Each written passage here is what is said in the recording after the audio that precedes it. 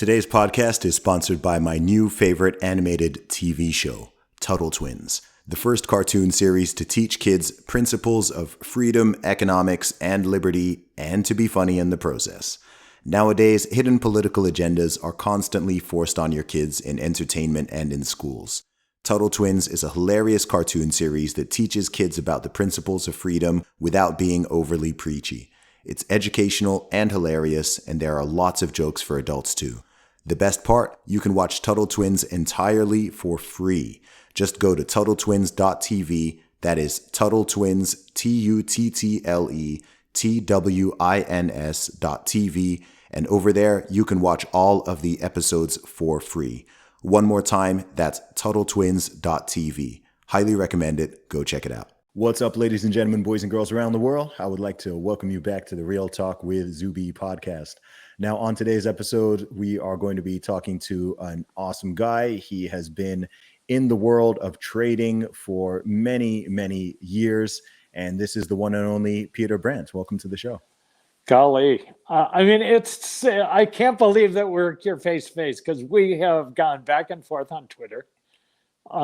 We've touched base, right? We've direct tweeted, we've commented on each other's tweets, and I tried to get you. I so much wanted to get you to Tucson.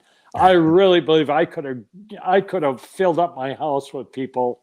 You would have had a place to stay. I would have heated the pool.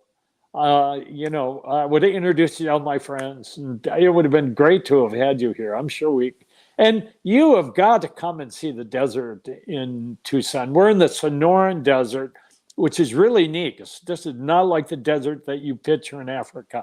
This is vegetation. We are crazy right now with wildflowers on our cactus. We have deserts that are just filled with the saguaro cactus, which is the beautiful cactus that has all of the arms sticking out, and they're huge, and it's just pretty. The desert here is just a wonderful place, pretty place. And it would have been more pretty with the face of Zuby here too as well. Yeah. I'm so honored. Thank you very much, Peter. I appreciate that. So for people who aren't familiar with you, Peter, please tell them a little bit about who you are and what you do. Yeah, well, I as a young guy, in my mid-20s, I lived in Chicago, got introduced to the world of trading grains, became a member of the Chicago Board of Trade, and this is like 1975, and started trading grains. And I've been basically a gambler. I think of myself as a grain trader or a trader of commodities, but I think for most people who don't understand that, I place bets. I place bets on the price of the British pound. I have a bet right now on the price of the British pound. I place bets on crude oil, on gold, on corn, on interest rates, on the U.S. stock market, on the Japanese stock market. And it's what I've done basically to earn my living ever since 1975. I've been a commodity speculator, a speculator in the commodity futures markets. And then I got talked into writing a book in 2011 by a very respectable publishing house in the United States, John Wiley and Sons. And I wrote a book on my trading called The Diary of a Professional Commodity Trader. I'm not hawking books, by the way. If they want to buy a book, you buy stuff from Zuby. I mean, I'll show you what the Zuby library is here. Awesome. In Austin. Okay, I don't know. That kind of has a glare to it, but we've got them all. Man, I'm honored. Yeah, I mean, that's not it. We've got more here, folks. I mean, and the greatest and latest, right? For anyone who's listening to just the audio, Peter has all of my albums, and he's holding them up to the camera right now. Yeah, I mean, my grandkids, they come over and they sleep over because we help kind of shuttle the grandkids around. We've got 2 grandsons here in Tucson. We've got 3 more in Minnesota, where we spend 5 months of the year. And they come over and kind of we restrict their listening, but they can recite the words to Zuby. Hey, I became a hip hop artist, fan through you. I never listened to hip hop music before you, right? But okay, dude, and they know the words, and they come over and they sing them, and along with you, and so I wrote this book in 2011, thinking nobody's going to want to read anything about what I do, and lo and behold, it becomes the best-selling finance book on Amazon for like 25 straight weeks. I'm Wow. going, who are these people around the world? I mean, it ends up getting translated into 7 or 8 different languages, and each time it gets translated, I'm going, how in the world do they know about this old guy who lives in the United States? And so then the publisher set me up on Twitter, and I happened to be lucky enough to make some huge calls on the market. The top in 2011 in silver at $50, and and I'm pretty outspoken on Twitter. Kind of like you, but maybe not as outspoken. At least on the same issues, right? Yeah. So I developed this huge Twitter following, and I've got like 650,000 followers on Twitter, and which kind of makes my grandkids brag me up. They go, "Oh, I got a grandpa who's got 600,000 followers on Twitter," and I don't know who these people are, and I don't know why they follow me, to tell you the truth. But I discovered you on Twitter, and I don't know how that is, right? I mean, you run across somebody, and I go, "Boy, this is an interesting guy." And it ends up that you're vocal, and you're vocal on a lot of the same issues I'm vocal on. Although I make an exception. Primarily, I want to tweet about markets, right? Mm-hmm. And so that's my deal. And so I will come in and I'll make comments on social and political issues. As a rule, I generally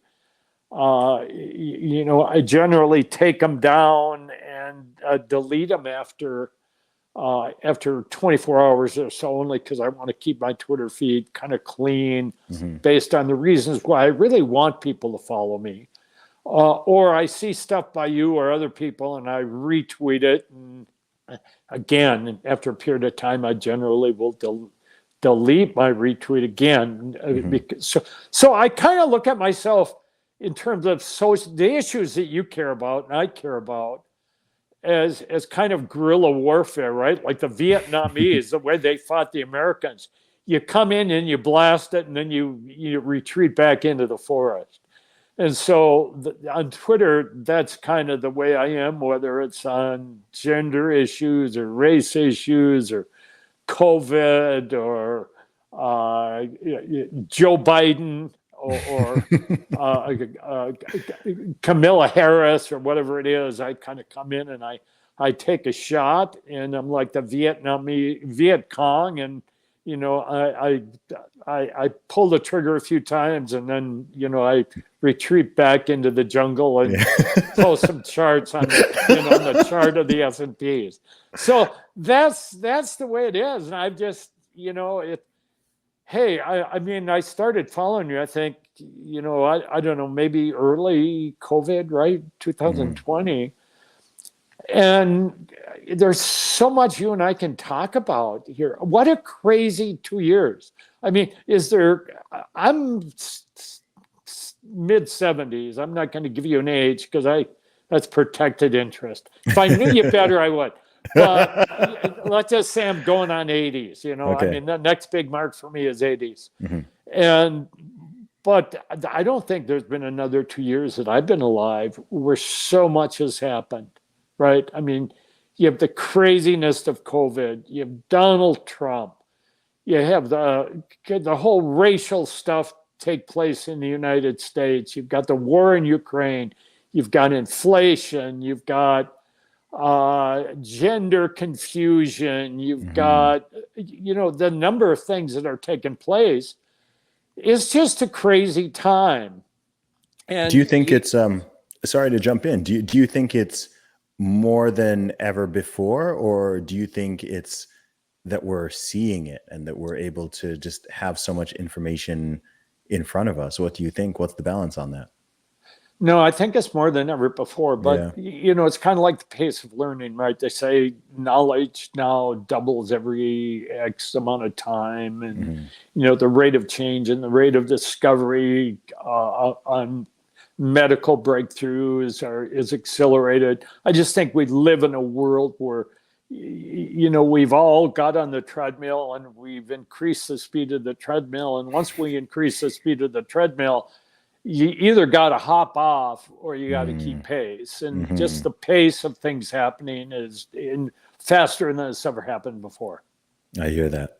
So Peter, I'm interested to know how do you get into the world of trading to begin with? You summarized it really briefly, but it's something you got into as a young man. So what exactly was it that led you down that rabbit hole and kept you there? Well, I worked in advertising. I worked for what became the largest advertising firm in the world, Omnicom.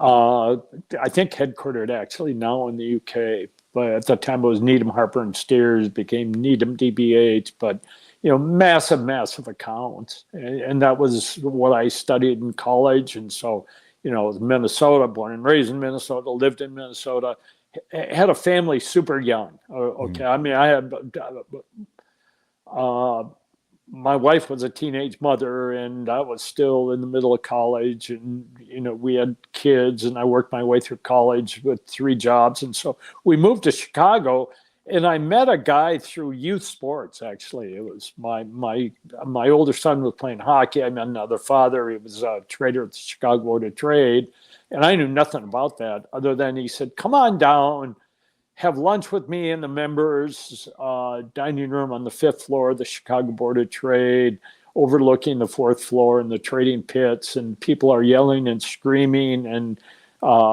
fist fights break out, and it's crazy."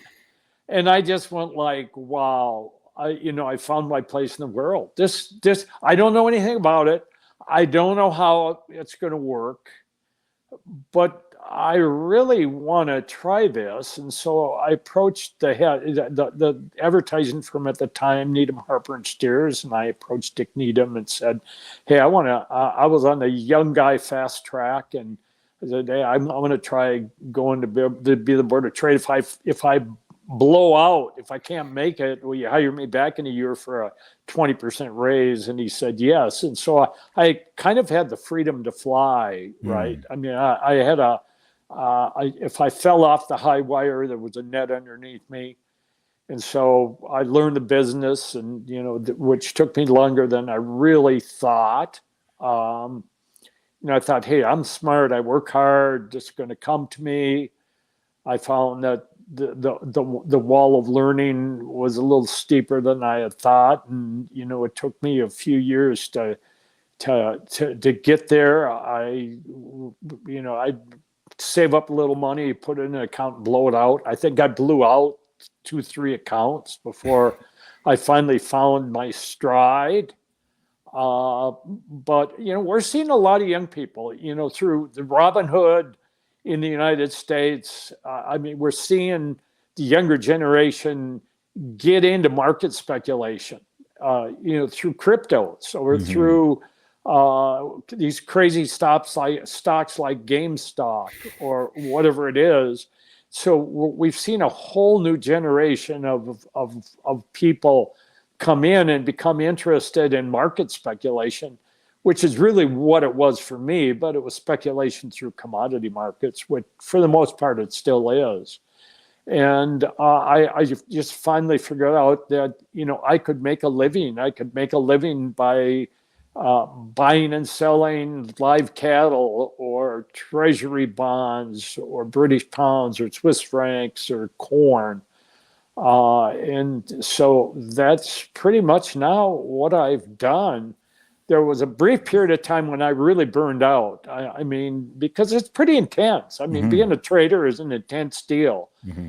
And after I had been in the business like 20 years, I had burnt out, and I kind of took a sidetrack and became active in kind of political issues, became an NGO at the United Nations. And so I kind of took a lobbyist in Washington, really on issues that you blog about. A lot of the things you blog about, Mm-hmm. I was interested in back then. I'm a libertarian, I'm a conservative, I'm a Christian. Mm. And so I took the little side path, a sidebar in my life for a decade, and then came back in and have traded since. And we have, I have a global trading firm. We've got a presence in Europe. I actually have an office in Bulgaria. I have a trader in Bulgaria. We're headquartered in Milwaukee. I kind of go back and forth between Minneapolis and Tucson, and we've got an office in Manhattan, and we trade these crazy markets. And I, like you, just kind of can't keep my finger away from pushing tweet. And more often than not, it's, as you know, it's controversial. You went through that.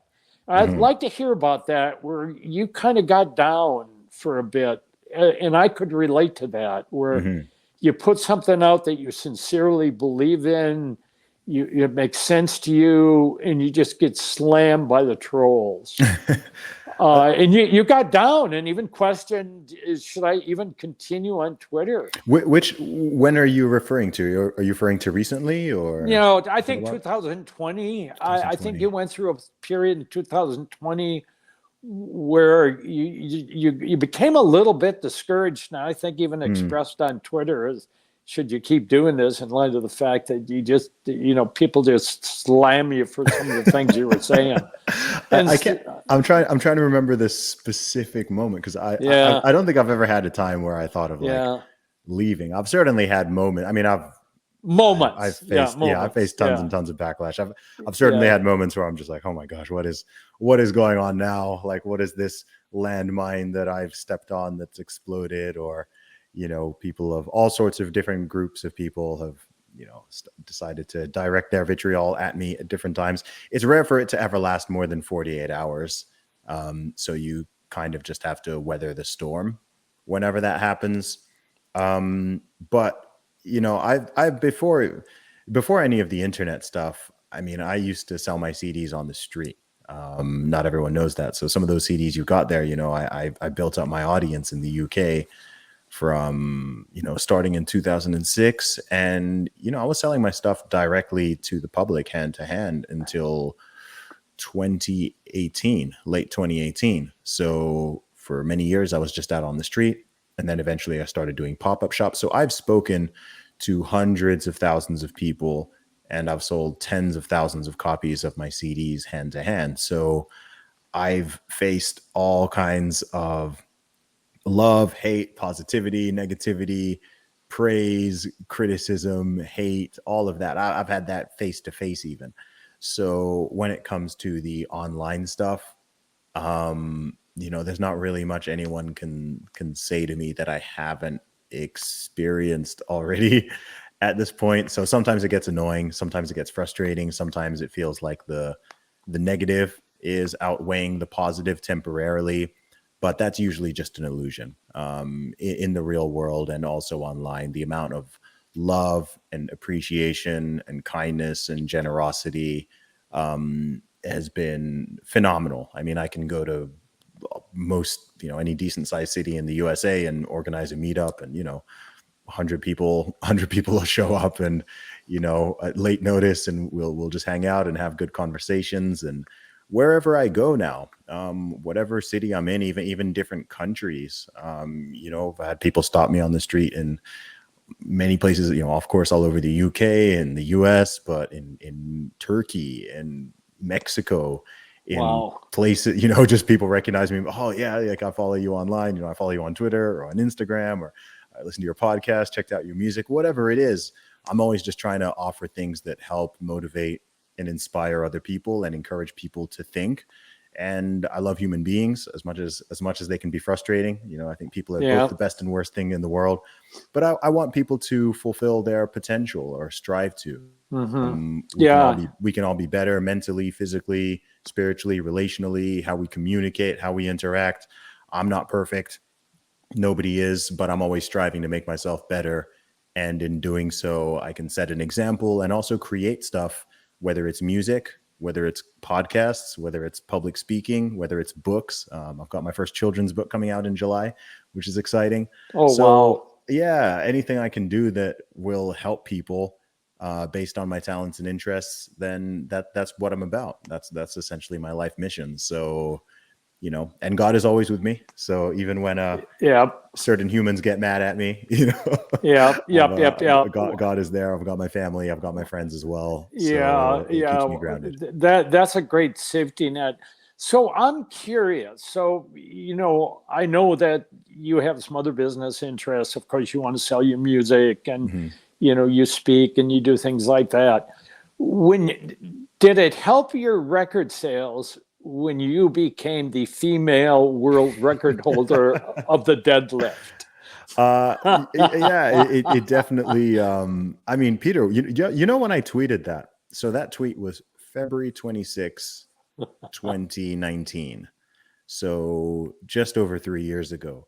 When I posted that tweet, I'd been on Twitter for 10 years and I had about 18,000 followers at the time. Today, as we record this, I'm at 760,000, and that's just on Twitter.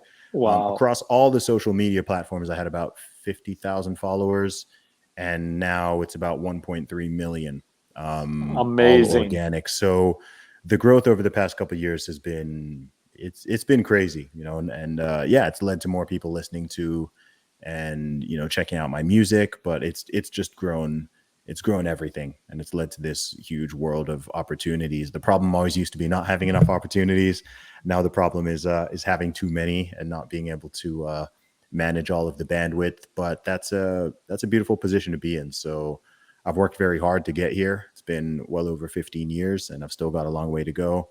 But I feel grateful every single day. Well, you're making it. You're an inspiration to a lot of people, and I'm not. I'm sure that you've heard people say that, but you really are. You've inspired me in a lot of ways. Thank you. And so yeah, some of the things you post are fun, and they're meant to be fun. Some are serious comedy or parodies on the world. When you were the female deadlift world record holder, would you have imagined then that the National Collegiate Athletic Association, the NCAA in the United States, would award the national swimming record to somebody that the Babylon Bee reported was using a performance enhancing testicles? I mean, seriously, was that the logical conclusion of you being the deadlift champion? It was. I mean, that's why I posted that video back in 2019, because I saw this issue coming, I want to say from 2015, 2016. I saw this coming, and I remember having conversations with people about this in 2016, 2017, saying that this was going to happen. And like with many things, until it happens, people think that you're being silly, or that you're being a so-called conspiracy theorist, or come on, Zuby, that's not going to happen. Like that's too silly. And I'm like, look, this is the logical conclusion of it.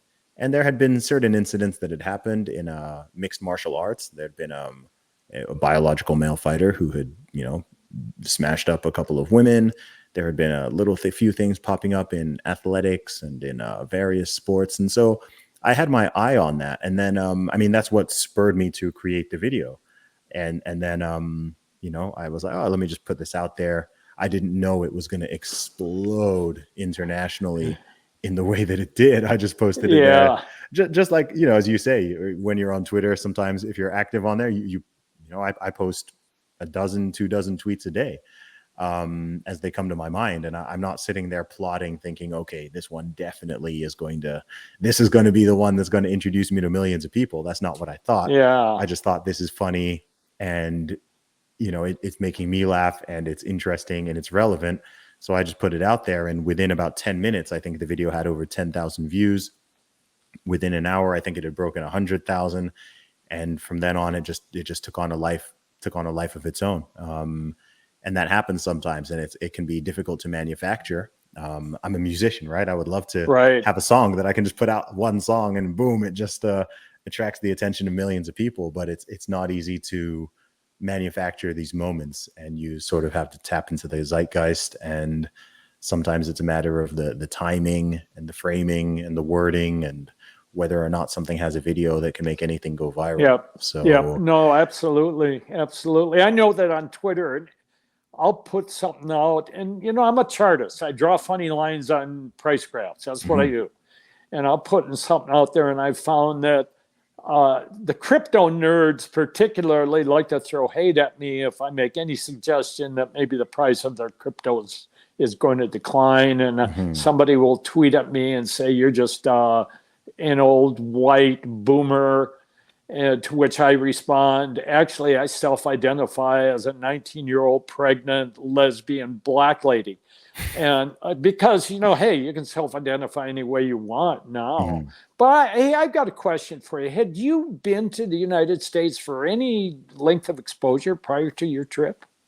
Yeah, I've been to the US maybe in total, probably about maybe 6 to 8 times in my life.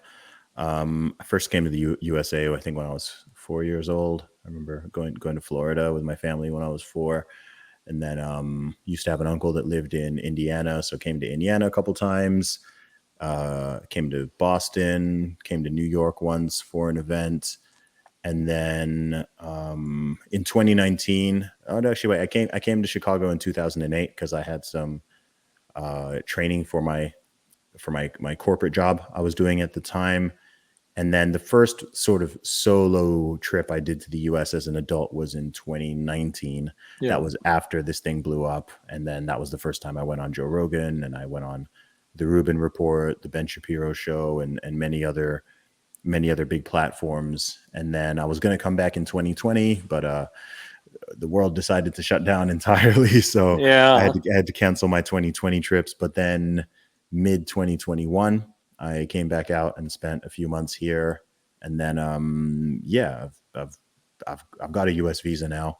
So yeah, I mean, I can be here now indefinitely for the next few years if I choose to. So yeah. So we through our church and through because of a civil war that was taking place in Ethiopia back, in the 1980s, early 1990s, we adopted a young African American boy who we got to the United States through the Red Cross. They brought him over here got him out of the country, went through Switzerland, into Boston, into northern Minnesota, arrived in northern Minnesota, didn't speak a word of English, didn't have a coat on his back, it was 30 below.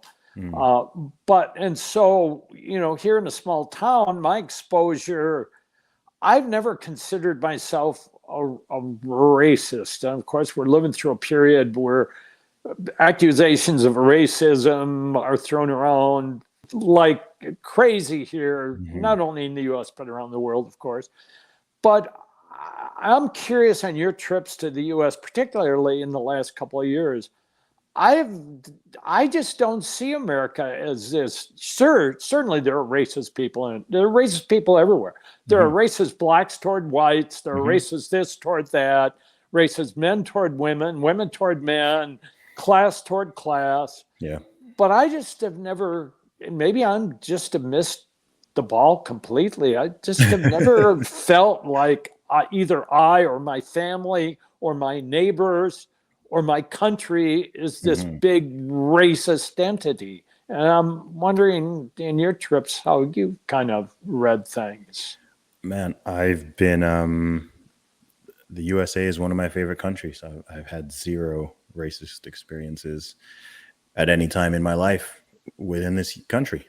I've been embraced by, it's quite the opposite, right? The amount of love I get in this country is insane. So, I think it's interesting because the same thing happens in the UK. And I think when it comes to both the UK and the USA, the greatest critics of the nations are people within the countries themselves. And oftentimes people are comparing to a perfect human utopia that doesn't exist and has never existed when they're making some of these charges and claims. The exact same things happens in the UK, by the way. People will say, oh, the UK is a racist country, or people say that the USA is a racist country. Some people will even go as extreme as saying the USA is the most racist country in the world, which is a telltale sign that they have not been anywhere and don't know anything about the world.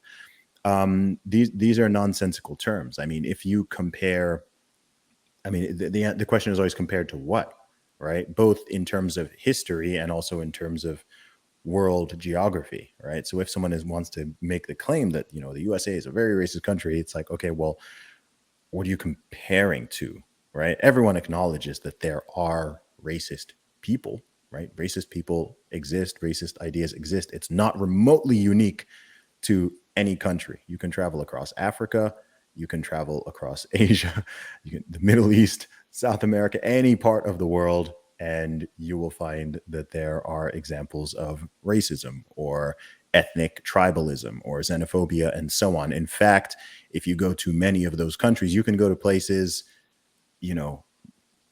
across Africa, and where to an outsider, the citizens of that nation might look the same to you, and the levels of tribalism or racism in between some of those ethnicities within the same country is far more severe than any type of modern racism that exists in the modern UK or modern US. So when people make those type of claims, I think normally they're either based in naivety or ignorance, or sometimes just malice, because you can acknowledge the existence of something without massively exaggerating the reality of it.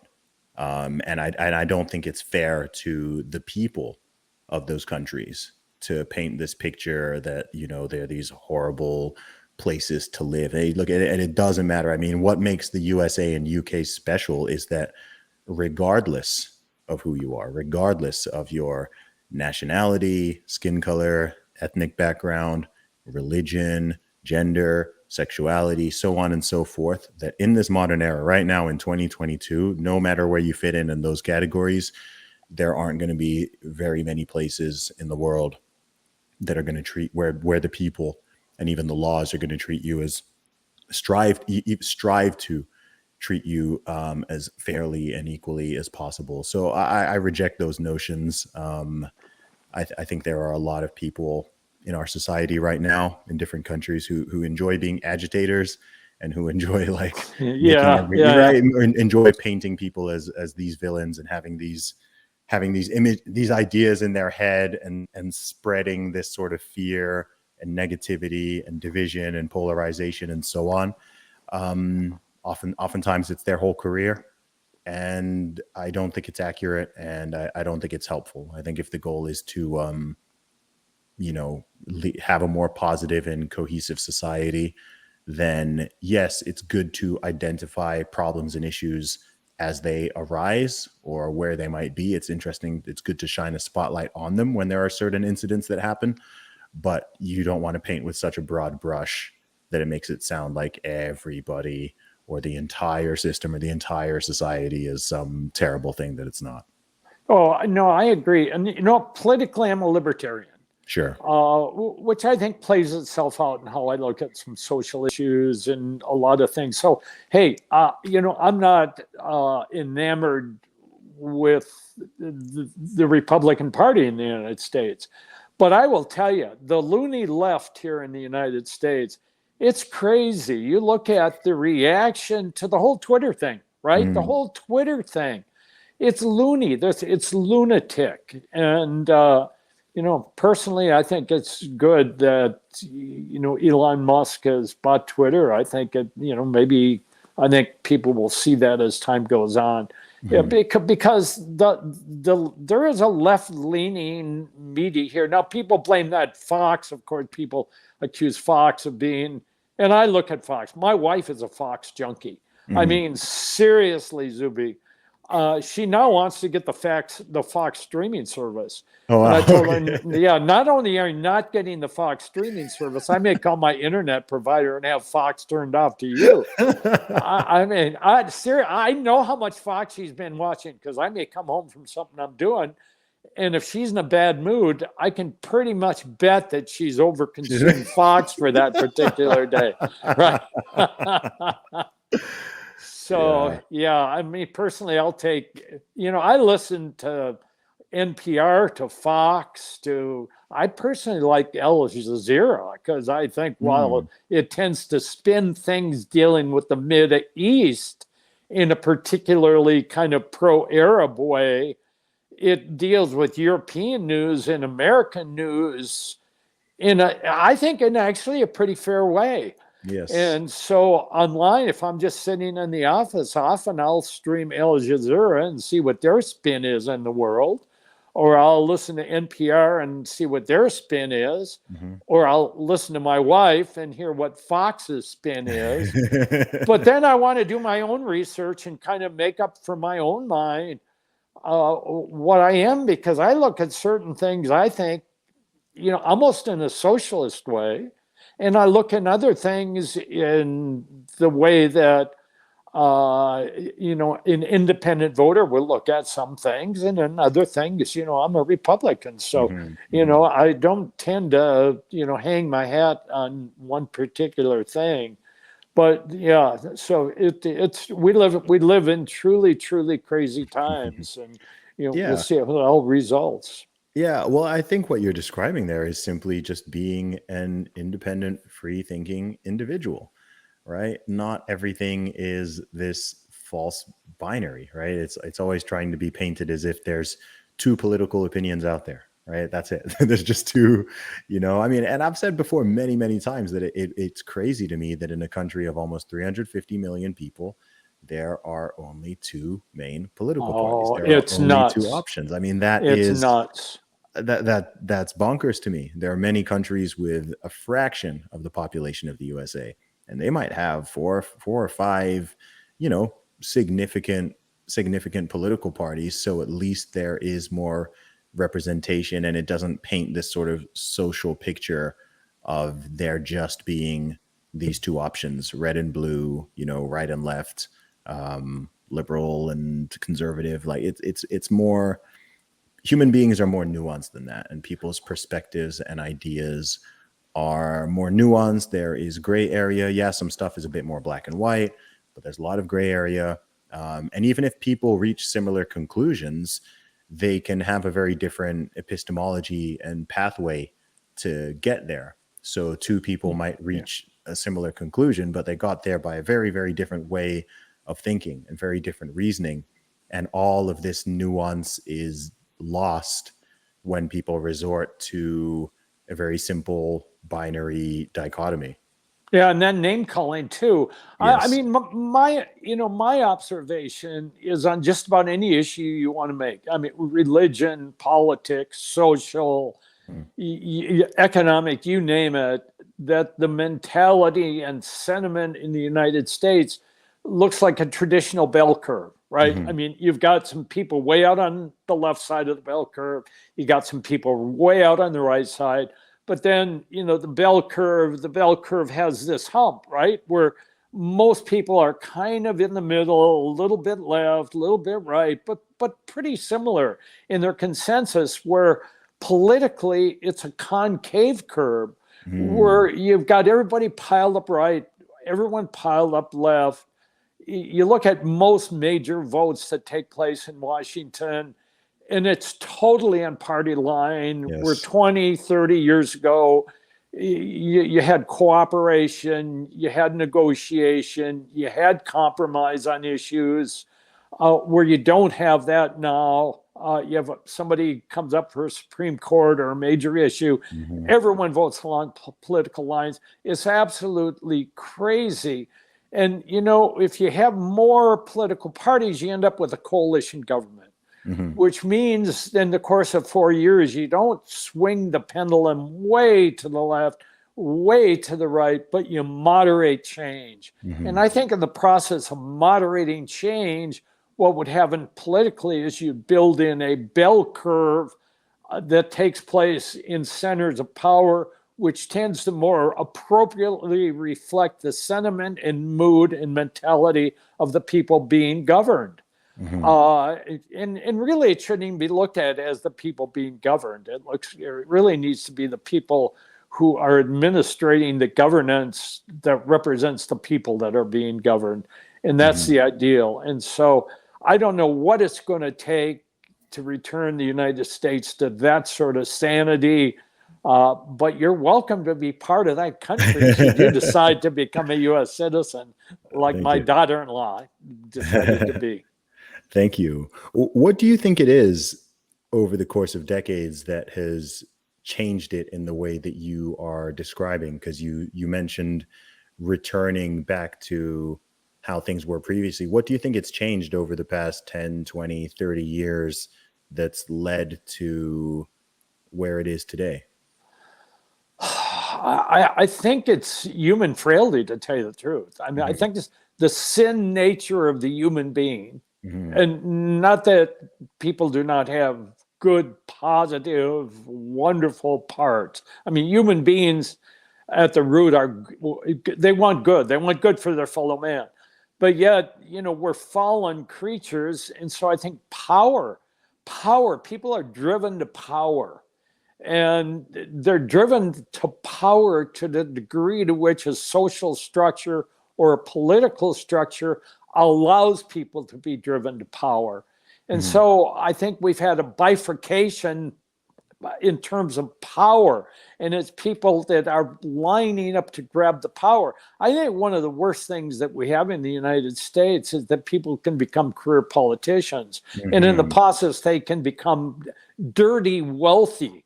People who go and become lifetime politicians in the U.S. Congress or the U.S. Senate can go there poor and retire millionaires. And, they can do insider trading. I'm a trader. They can be insider trading. They can do them legally. And so they line up for power. And I think what's happened is that special interest groups on the right and on the left. On the right, you may have groups like the pro-gun lobby. On the left, you may have groups like the pro-transgender lobby or the pro-abortion lobby. It tends to be barking and have more and more of an impact in the political process. And so you have wings of government which are tending to play to special interest groups that are out on the fringes rather than reflecting the mood of the people.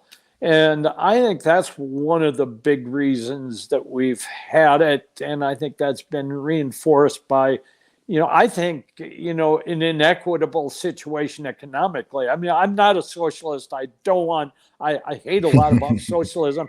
But the reality is that income is not that everybody should be fairly appropriated economic means. But I think there's way too much wealth sitting in the hands of special interest groups in the United States, which tends to accentuate what we have as a bifurcated, bipolar government. Yeah, I think one challenge with the USA with everything, and I often have to remind my American friends of this, is that as far as the world is concerned, in terms of global history, the USA is like a teenager. Yeah. It's such a young and experimental country. People forget just how recent the country is, and they forget that it's founded not just along standard borders or ethnicities like most countries is. It's founded on ideals and ideas. And yes, it's taken a long time for those ideals to apply to everybody within the nation. I say a long time. As far as world history goes, it was actually a relatively short time. But I think there are just a lot of growing pains. I feel the same way about social media. People forget that social media and the smartphone combination has only existed for 16 years. Yeah. Right. So all of the screaming and the complaints and this and that about social media, I understand it totally. but I think people forget just how new it is, and it takes time to work things out and to find the right solutions, right? So there are challenges now that social media is creating that didn't exist in 2010, Yeah, right? I think Just so. 12 years ago, the technology was there, but it hadn't yet had a time to find, oh, okay, how does this, what are the impact of, oh, there's a whole pandemic situation, right? What's the role of social media in this? Should they be censoring people and banning? Should they be marking things as misinformation or whatever? Should they be like, to me, this is all kind of experimentation. And so you see the pros and the cons. I don't think when Jack Dorsey started Twitter and when Mark Zuckerberg started Facebook, I don't think they were thinking, oh, I'm creating something Yeah, that's I going to agree. it's going to influence elections and it's going to influence global pandemic policies. Well, no, I think they just thought, I'm just going to make a cool app and people can connect on it and university students can use it or whatever. And then 14 years later, Yeah. 14, 15 years later, it's like, oh my gosh, like this thing has become this monster with hundreds of millions or billions of users. Oh, it's And I have all crazy. this responsibility, and you have governors and presidents and prime ministers who are, making demands of you that Twitter must do this and Facebook must, like, I don't envy those people, man. I mean, that's not a simple, I don't think it's quite as simple as people make it out to be. And of course, people are always going to put their ideology into it and their ideas. We're both libertarian leaning individuals. So we, likely think, what, just have free speech, right? The Elon approach, right? That's why we're like, cool, Yeah, right? Just have free I speech. like If it's that. legal, let people do Yeah. it. But then there's going to be other people who think, and also different countries have different laws. Here's another thing people forget. So Yes. take a platform like Twitter. So the USA has its rules around free speech, which that's not the same as Canada. Even that's not the same as the UK. The That's not the UK. same as Germany. It's not the same as the Middle East. It's not the Yeah. same as Pakistan, whatever. So if Yeah. you're going to have this global platform, what are I don't even know from a legal perspective how that all applies, because something might be illegal in this country and then in another country it's like, oh no, that's okay. And how is that all managed and moderated?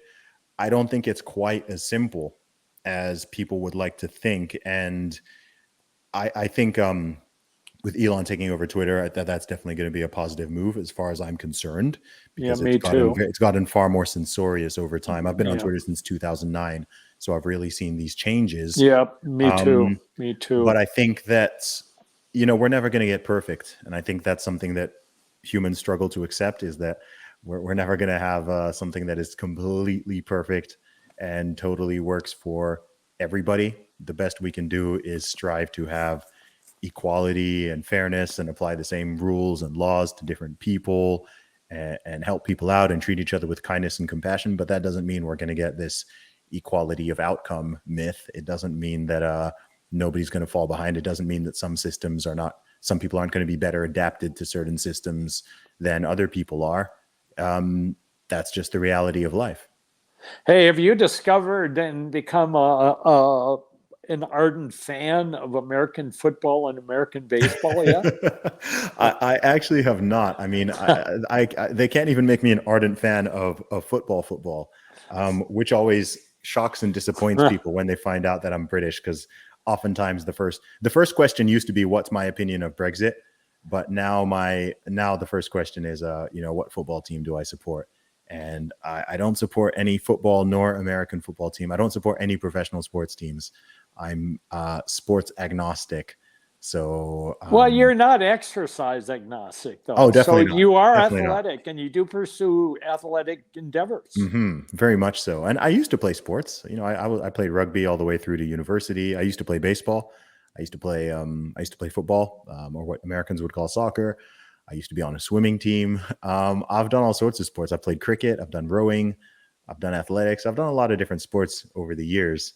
So I enjoy sports, and obviously I'm a big advocate for physical fitness, but I don't get into the pro sports tribalism. Well, and you talk also about diet, right? I mean, good diet, healthy living, good diet, a lot of tweeting. But so what do you do if you're not rapping, you're not traveling, you're not? Hey, by the way, your video on pull-ups, I had to watch that more than one time. That was pretty impressive. I got to tell Thank you, you. that was Thank impressive. you. But yeah. So what else do you do that bides your time? Wow. Well, after we've gone through all the things that I do that are somewhat connected to my career directly or indirectly, there isn't that much free time. Um, Yeah. I like reading books. I like socializing. But honestly, I do so many things that I love, from this podcast to my music to writing, traveling, public speaking, all the fitness stuff. Um, I feel blessed to be in a position to make a good living from all of that. Yeah. So Yeah. I it get doesn't it. feel, yeah, like right now, I don't feel, as I'm talking to you, I don't feel like this is work. I'm No, not talking to I you like, oh, okay, I agree. got to go to work. I need to speak to Peter. It's like, no, I'm enjoying this conversation, but yes, this is part of my podcast. So it'll go out there.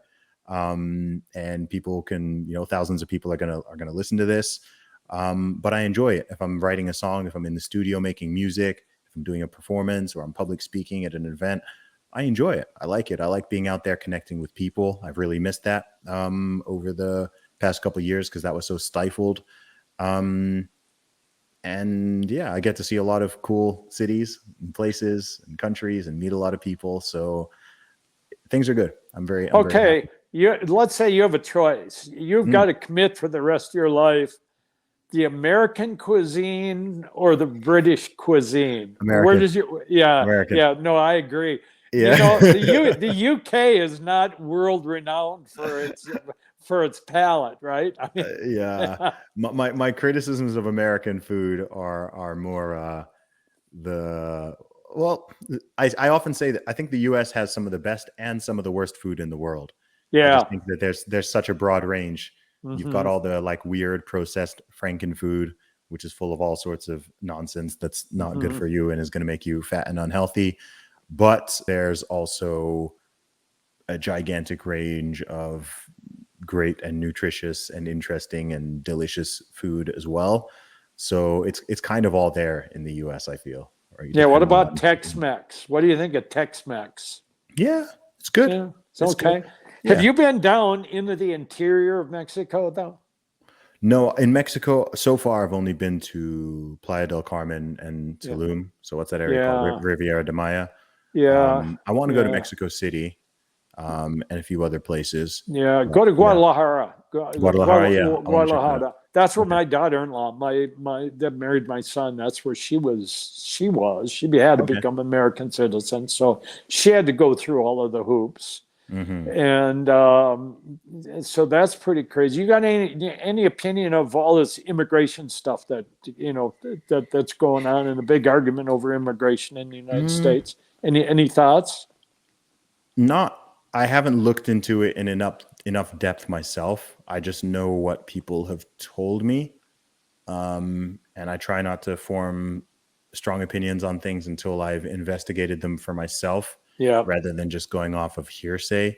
Um, but yeah, it's a weird issue. I don't. It's not something that's new either. I think it just kind of scales up and scales down. yeah. But as far as I remember, my entire life, the U.S. Mexico border has always been.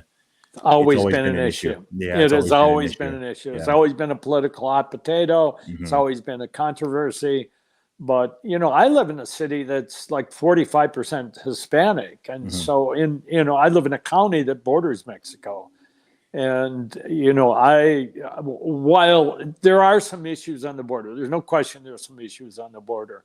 But there's also no question that people from other nationalities have made America what it is, right? I mean, my grandparents came through Ellis Island off the coast of New York City. Hmm. They didn't have a visa. They came into America without a visa. They came into America without a penny to their name. They had to Hmm. kind of live the American dream. And that's gone from people coming to the shores of the United States from Europe, and then Asia, and then South America, and Hmm. Africa, and in all sorts of places. And so that's the American story, is people coming here and wanting to make more out of their lives. Most definitely. Peter, it's been amazing talking to you. What is the best place for people to follow you online? Well, they can go to @Peter L. Brandt. Peter, that's a pretty easy name to spell. The letter L is a pretty easy letter to remember. And then Brandt.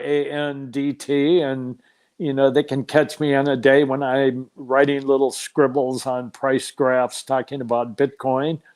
Or they can catch me on a day when I retweet something from the famed Zuby.